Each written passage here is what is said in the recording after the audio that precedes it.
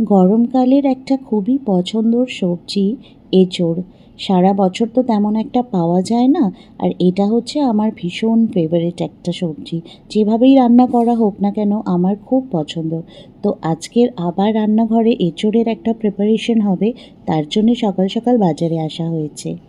রাধে রাধে বন্ধুরা, আজকে করছি এঁচোড়ের কোপ্তা কারি। আর তার জন্য সবথেকে প্রথমে নুন আর হলুদ দিয়ে সামান্য সর্ষের তেল দিয়ে এঁচোড়টাকে ভালো করে সেদ্ধ করে নিয়েছি।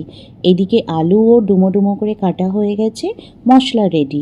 যেহেতু নিরামিষ তো একদম বেসিক মশলা, আদা বাটা, জিরের, ধনে বাটা, তারপরে তার সাথে গরম মশলা, টমেটো বাটা, এগুলো সব ভালো করে শুকনো করে জল ঝরিয়ে নিয়ে এইবার এঁচোড়গুলোকে ভালো করে ম্যাশ করে নেওয়া হচ্ছে। আর ম্যাশ করার পরে এর মধ্যে কিছু বাইন্ডিংয়ের জন্য মশলা দেব। তার মধ্যে সবথেকে প্রথমে হচ্ছে বেসন। খুব বেশি একটা বেসন দিলে এঁচোড়ের টেস্টটা নষ্ট হয়ে যাবে। আর নুন, হলুদ, একটু কাশ্মীরি লঙ্কার গুঁড়ো, একটু আদা বাটা, একটু কাঁচা লঙ্কা কুচোনো, আর একটু সামান্য মিষ্টি, এই সমস্তগুলো দিয়ে এঁচোড়ের এই পেস্টটাকে ভালো করে মাখতে হবে। ও আর তার সাথে একটু জোয়ানও দিয়েছি। এবার 1 চামচের মতন সর্ষের তেল দিয়ে সমস্ত মশলা সহ সব জিনিসটাকে একসাথে মেখে নিয়েছি। মেখে নেওয়ার পরে এরকম ছোট্ট ছোট্ট গোল গোল আকারে বলের মতন বানানো হয়েছে। তেল এদিকে আমার গরম হয়ে গেছে। 4টে-5টা করে এই এঁচোড়ের বলগুলো দিয়ে দেবো। দিয়ে বেশ ভালো করে হালকা আঁচে একদম ডিপ লাল, মানে ডিপ ব্রাউন হওয়া অবধি ফ্রাই করে নেবো। এঁচোড়ের কোপ্তাগুলো সব বেশ সুন্দর লাল লাল করে ভাজা হয়ে গেছে। এদিকে আলুও ভাজতে রেখে দিয়েছি। আর সাইডেই আমাদের ভোগের অন্নটাও কিন্তু বসানো হয়ে গেছে।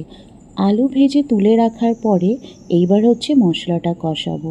একটুখানি গরম মশলা আর একটুখানি সাদা জিরে ফোড়নে দেওয়া হলো, তার সাথে একটু হিং ফোড়নে দেব। দেওয়ার পরে ওই যে বাটা মশলাটা রেডি করে রেখেছি সেটা তেলের মধ্যে দিয়ে ভালো করে কষিয়ে নেব।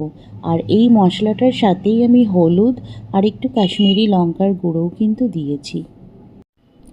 হালকা আঁচে মশলাটাকে এবার আস্তে আস্তে কষাবো। আর কষানোর সাথে সাথে এবার আমি পরিমাণ মতন একটু নুন দিলাম আর সামান্য একটু মিষ্টি দেব। দিয়ে যতক্ষণ না মশলাটার থেকে তেলটা ছেড়ে দিচ্ছে ভালো করে কষিয়ে নেব। দেখো মোটামুটি আমার মশলা কিন্তু রেডি। সাইড দিয়ে উপর থেকে একটুখানি ঘি দিলাম, ঘি দিয়ে তার সাথে ভেজে রাখা আলুগুলো দিয়ে দিলাম। দিয়ে এবার ভালো করে একটু নাড়িয়ে চাড়িয়ে আবারও একটু কষিয়ে নিচ্ছি। আর এইবার হচ্ছে গরম জল করে রেখেছিলাম, সেই গরম জলটা পরিমাণ মতন দিয়ে দেব। দিয়ে চাপা দিয়ে দেবো। 5 থেকে 7 মিনিট চাপা দিয়ে রেখেছি। এবার ঢাকা খুলে আলুগুলোকে চেক করে নিলাম, একদম সুন্দর সেদ্ধ হয়ে গেছে। আর এই স্টেজে সমস্ত কোপ্তাগুলোকে দিয়ে দিয়েছি।